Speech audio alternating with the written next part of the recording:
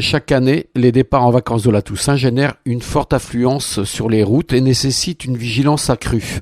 Afin de lutter contre l'insécurité routière lors des départs en vacances de la Toussaint, des contrôles routiers ont été multipliés en Moselle. Parmi eux, une opération d'alternative à la sanction portant sur les règles d'éclairage des véhicules à Longeville et Saint-Avold par l'escadron départemental de sécurité routière de Moselle. Et le vendredi 28 octobre, Adeline Pommier, directrice de cabinet du préfet de la Moselle, participait à une opération de contrôle à Agondange avec la direction départementale de la sécurité publique de la Moselle. Aujourd'hui, nous sommes mobilisés donc ici à Agondange avec la police nationale, mais comme sont mobilisés partout sur la Moselle les forces de police et de gendarmerie pour une grande opération de contrôle à la veille du week-end de la Toussaint. Donc on fait de la pédagogie, on fait des contrôles avec pour objectif de bien rappeler aux usagers de la route les règles de vigilance en cette veille de grand départ qui est en général particulièrement accidentogène. C'est ce que nous ont montré les chiffres des années précédentes. Là, on est gâté par la météo, il y a le changement d'heure aussi, ce sont des facteurs qui influent sur les accidents. Tout à fait, il y a 3 grandes choses à retenir en point de vigilance pour ce week-end. D'abord, on est en période de vacances scolaires et de week-end, donc le flux de trafic est particulièrement important. On le voit ici, on a davantage de voitures que d'habitude en circulation. Ensuite, bon là il fait beau pour l'instant, mais c'est un week-end où il peut y avoir des conditions météorologiques un peu particulières, il y a des feuilles qui sont tombées, la chaussée est parfois glissante.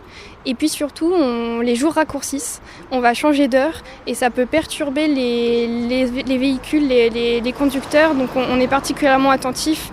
Il y a des impacts en termes d'éclairage public aussi qui peuvent distraire les conducteurs. Donc c'est ces points-là sur lesquels il faut bien insister. C'était des rappels de prévention. Il y a d'autres opérations de prévention que la préfecture organise. On va organiser plusieurs opérations. Alors on ne peut pas tout dévoiler non plus.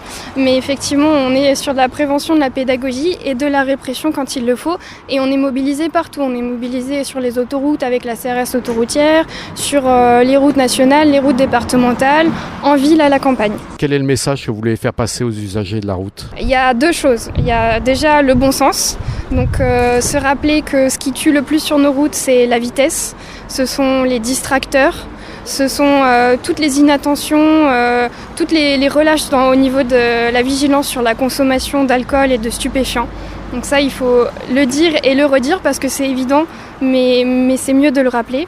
Et puis la deuxième chose, c'est de faire attention à votre véhicule en lui-même. Est-ce que votre véhicule est en bonne condition? Est-ce que vous avez vérifié vos pneus? Est-ce que vos éclairages fonctionnent en cette période de changement d'heure où la nuit tombe plus vite? Pour la mise en place de l'opération, Elisabeth Marcol, commissaire de police du commissariat d'Agondange. On a fait un contrôle routier dans les 2 sens, donc un véhicule dans le sens de circulation vers Agondange et un qui part d'Agondange. Quel est un peu le bilan que vous avez pu faire lors de ces contrôles? C'est peu de fautes de comportement, des gens globalement qui étaient assez contents de nous voir et par contre 5 immobilisations pour surtout des défauts de contrôle technique et qui nous obligent à immobiliser le véhicule, bien entendu.